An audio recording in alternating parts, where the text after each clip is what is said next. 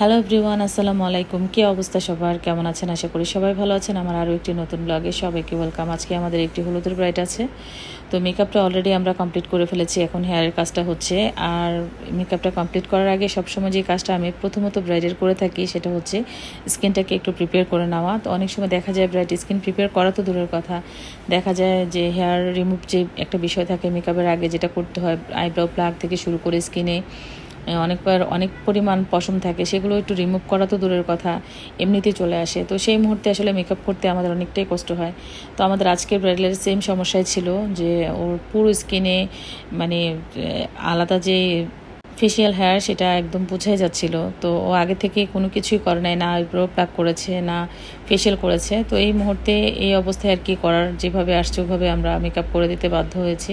আর এটা ছিল একটি পার্টি মেকআপটাও আমাদের কমপ্লিট হয়ে গেছে। এখন শাড়িটা পরিয়ে দিচ্ছি।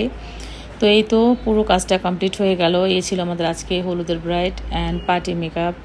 তো কেমন হয়েছে অবশ্যই সবাই কমেন্ট সেকশনে জানাবেন। আর নিত্য নতুন কাজ নিয়ে অন্য কোনো দিন হাজির হয়ে যাব। সে পর্যন্ত আমাদের সঙ্গেই থাকবেন। দেখা হচ্ছে নেক্সট অন্য কোনো ভিডিওতে। আল্লাহ হাফিজ।